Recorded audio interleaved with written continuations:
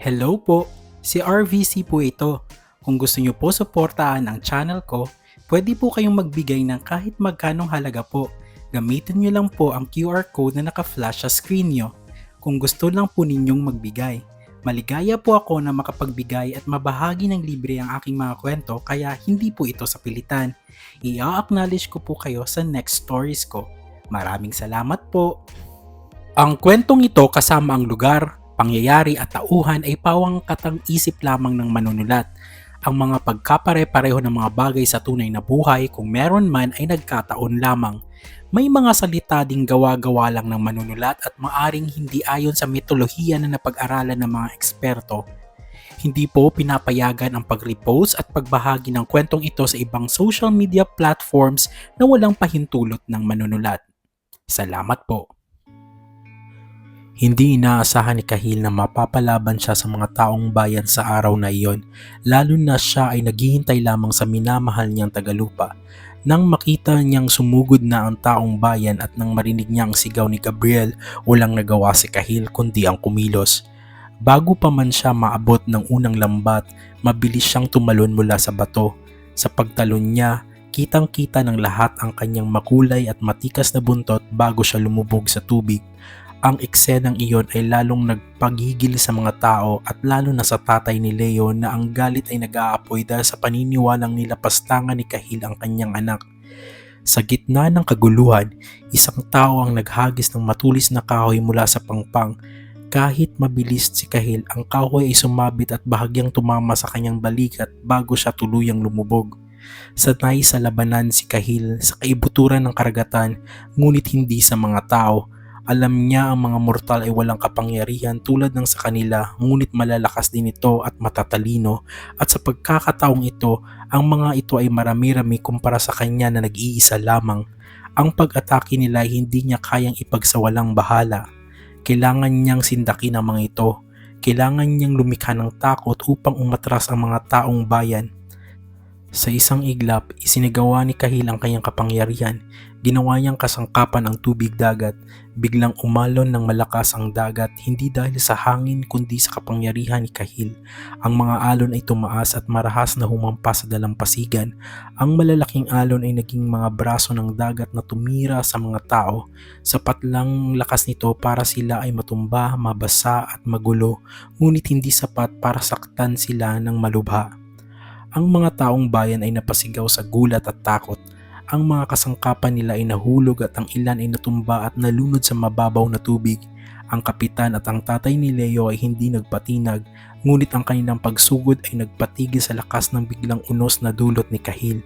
Hindi nagpasindak si kapitan sa kapangyarihan ng Sereno. Para sa kanya, ang mga alon ay patunay lamang na ang nilalang na iyon ay mapanganib at dapat hulihin.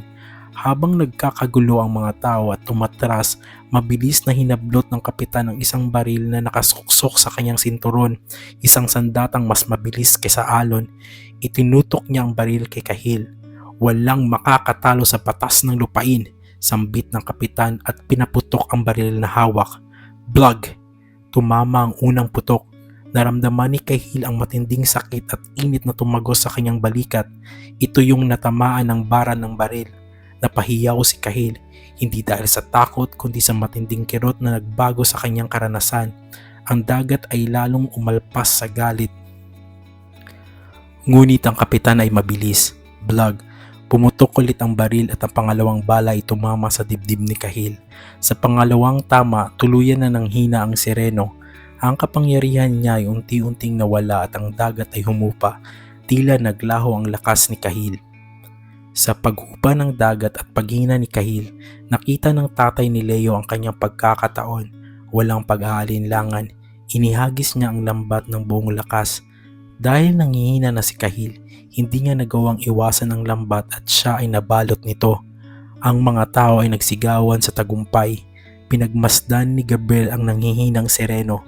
Isang ngisi ang lumabas sa kanyang labi, isang ngisi ng matinding pagtagumpay at kasamaan. Dala-dala niya ang matulis na kahoy na ginamit sa unang pag-atake at lumapit siya kay Kahil. Ang mga mata ni Kahil ay nakatingin kay Gabriel puno ng pagkamuhi. Bago pa man makapagsalita si Kahil, nagawa ni Gabriel ang kanyang plano. Mabilis, Walang awa at punong-puno ng pagkasuklam, itinusok ni Gabriel ang matutulis na kahoy sa dibdib ni Cahill sa mismong bahaging tinamaan ng bala. Ang pagtusok ay malalim at masakit na nagwasak sa anumang natitirang lakas ni Cahill. Tumingin si Cahill kay Gabriel. Tinitigan niya ng matulis ang mukha ng kaaway. Sa huling tingin na iyon, tila nagtataka si Cahill kung nasaan si Leo at bakit hindi siya binalaan na susugod ang mga tao. Sa sakit ng bala at sa matalas na tusok ni Gabriel sa kanyang dibdib, dahan-dahang nawala ng lakas si Cahill. Habang bumibigay ang kanyang paningin, tumitig siya sa kawalan at tila narinig niya ang boses ni Gabriel na tumatawa. Ang tanging naisip ni Cahill ay pinagtaksilan siya ni Leo. Ang bigati at galit ng Sereno ay naging makapangyarihan. Sa huling sandali bago siya tuluyang bumagsak, isinambit ni Cahill ang isang matindi at makapangyarihang inkantasyon. Kasabay ng kanyang pagbulong, biglang nagwala ang dagat. Ang tubig ay tila nagsasayaw sa galit at isang malaking alon ang sumalubong sa dalampasigan. Ang lakas ng alon ay nagdulot ng paggambala sa mga tao. Mabilis at malakas, napatapon si Gabriel sa mabuhanging dalampasigan. Ang kanyang katawan ay napuno ng buhangin at tubig. Habang nawawala ng malay si Cahill, ang lambat na nakabalot sa kanya ay tinangay ng dagat. Ang tubig ay tila hindi na lang likido. Ito ay naging isang kumikinang na baluti na pinoprotektahan ng Sereno. Biglang may umalingaw-ngaw na malalim at nagbabantang boses mula sa kailaliman. Ito ay tila galing mismo sa lumalaking alon ng pumapalibot kay Cahill. Walang sinuman ang may karapatang saktan ang pangatlong anak ng hari ng dagat, sambit ng boses. Ang mga taong bayan, kabilang ang kapitan at tatay ni Leo ay napatigil sa takot. Hindi nila alam na si Cahill ay hindi lang isang simpleng sundalo o nilalang ng dagat. Siya ay isang dugong bughaw, isang prinsipe. Dahil sa inyong katarantaduhan at kalupitan, kayo ay magbabayad. Simula sa araw na ito, mawawala sa inyong isipan ang pangyayaring ito. Kalilimutan ninyo ang lahi ng Sereno na tila ba walang naganap na laban dito. Sambit ng malalim at malakas na tinig. Sa sobrang lakas ng tinig, nagdulot ito ng pagyanig sa dalampasigan. Simula sa araw na ito, ang inyong baryo ay hindi na makakakuha na anumang biyaya mula sa dagat.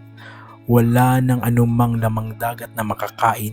Hindi na makakahuli ang isda ang mga mangingisda. Magugutom kayong lahat, sabi ulit ng tinig. Pagkasambit ng mga salitang iyon, mabilis na nilubog ng dagat ang walang malay na si Cahill. Tila hinigop siya ng tubig at ang baluti ng dagat ay tuluyan na naglaho kasama ang Sereno. Sa tandaling nawala si Cahill, biglang nanlamig ang hangin. Ang mga taong bayan kasama na ang kapitan, si Gabriel at ang tatay ni Leo ay nanghina at tuluyan nang nawala ng malay sa dalampasigan. Ang mga taong bayan ay nagising mula sa pagkawala ng malay. Nagtataka sila. Ang huling naalala nila ay ang pag-aayos ng kanilang mga gamit sa bahay. Laking gulat nila nang makita ang kanilang sarili na nasa buhanginan, basang-basa at ang mga lambat ay nagkalat.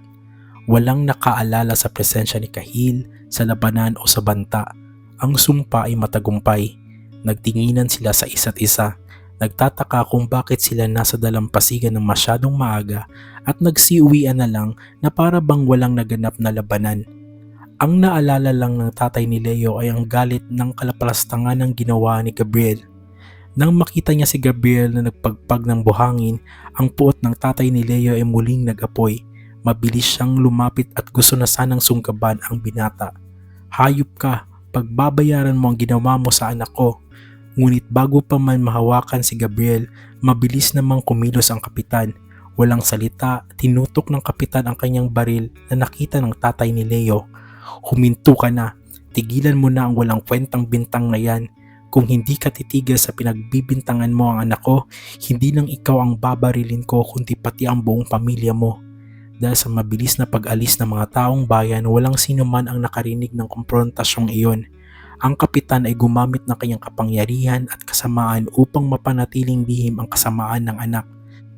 Sa takot na madamay ang kanyang mag-ina, wala nang nagawa ang tatay ni Leo kundi umatras.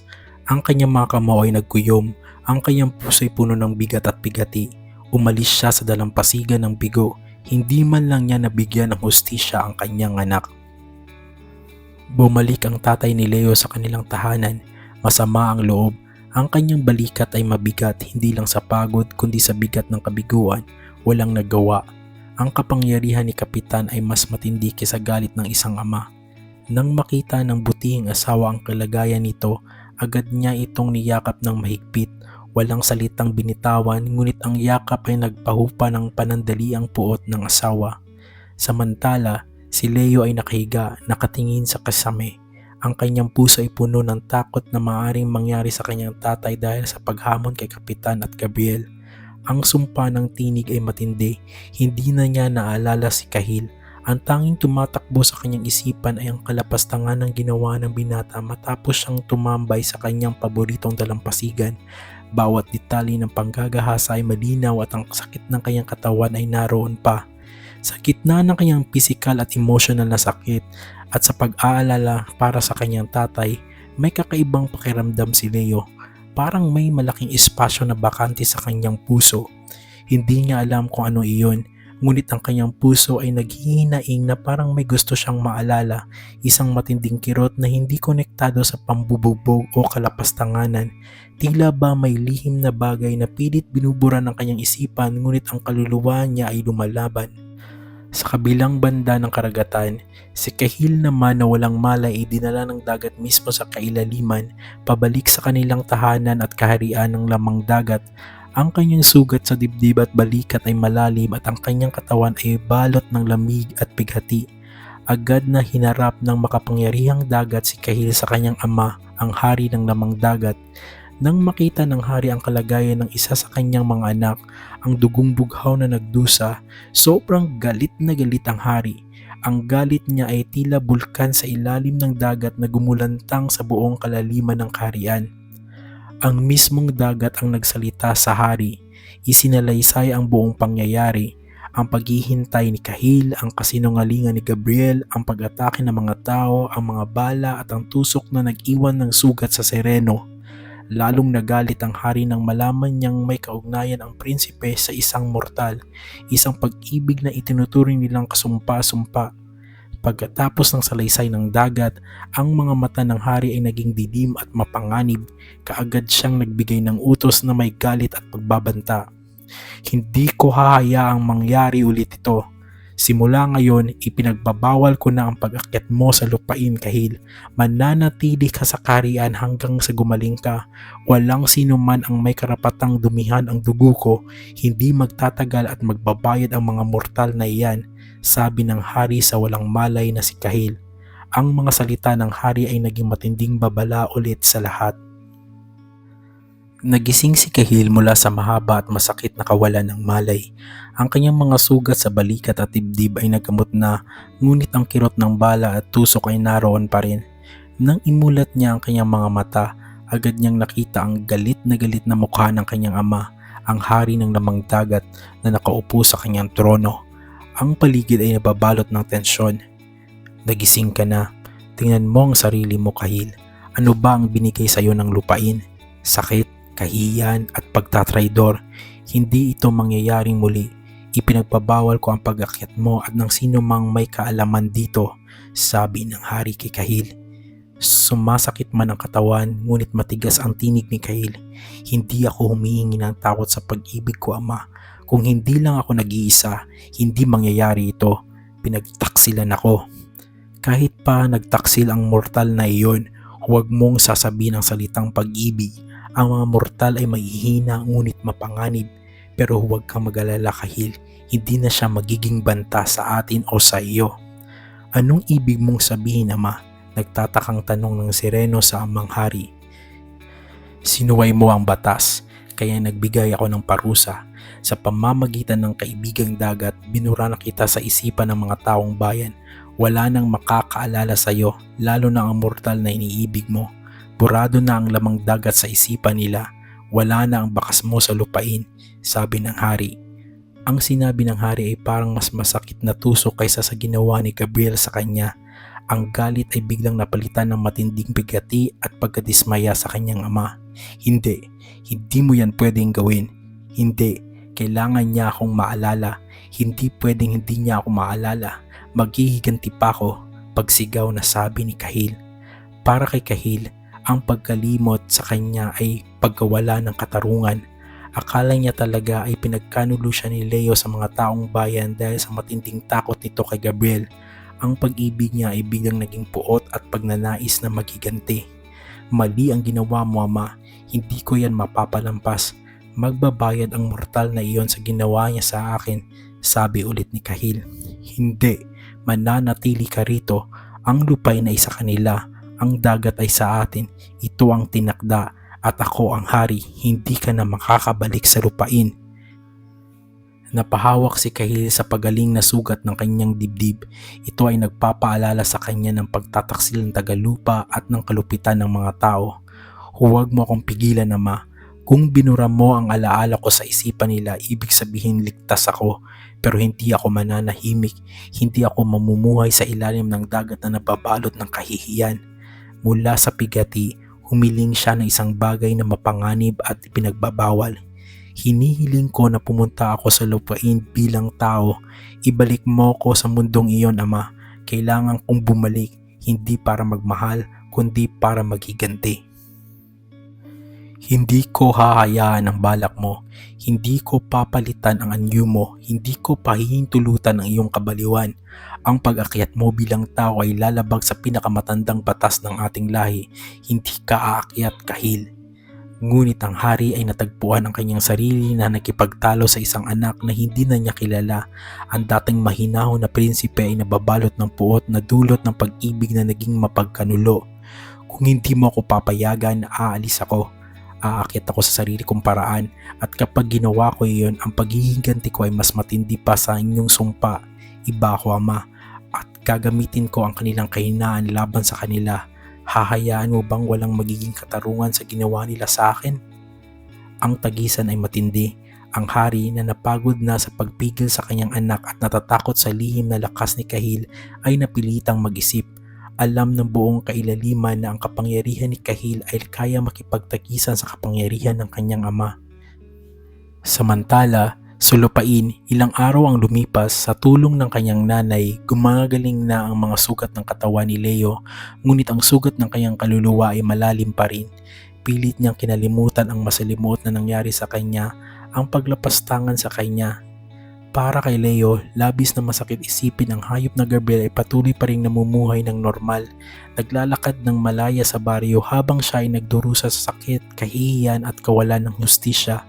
Ngunit may isang malaking dagok ang dumating sa buhay ng mga tao roon na nagdagdag ng bigat ng kalungkutan. Ang sumpa ng makapangyarihang dagat ay nagsimula ng gumana. Tila ba wala nang mahuling lamang dagat sa kanila. Ang mga mangingisda ay umuwi ng walang nakukuhang isda sa kanilang mga lambat. Ang dagat na dati bukas palad ay biglang naging mapagkait. Ang pagkawala ng biyaya ng dagat ay naging dahilan ng matinding kagutuman at kawalan sa baryo. Ang mga bulungan ay nagsimula na, ngunit walang sino man ang nakaalala sa tunay na dahilan, ang sireno at ang labanan. Kahit pilit na nagpapagaling, hindi pa rin naiwasan ni Leo ang magpunta sa dalampasigan. Ngunit ngayon, hindi na siya pumupunta sa lihim na tagpuan nila ni Kahil na hindi na niya maalala. Ang tanging nagtulak sa kanya ay ang pamilyar na tunog ng dagat. Ang tanging kinakatakot niya ay muling mangyari ang ginawa ni Gabriel, ang matinding karahasan. Kaya naman mas maingat na siya at pinili ang lugar na mas maraming tao. Sa dalampasigan, pinilit niyang aliwin ang sarili. Nagdala pa rin siya ng libro at nagpatugtog ng radyo niya. Ang mga himig at kwento ang nagpapali sa bigat ng alaala ng pang-aabuso. Minsan sinasabayan niya ang kanta ng nasa radyo. Sa bawat nota na binibitawan niya, tila ba may lihim na puwang sa kanyang puso ang pansamantalang napupuno. Ang kanyang pagbalik sa dalampasigan na hindi na paghahanap ng pag-ibig, kundi isang pagtakas, isang paghanap ng pamilyar na aliw sa gitna ng sakit at lumalaking kagutuman sa baryo.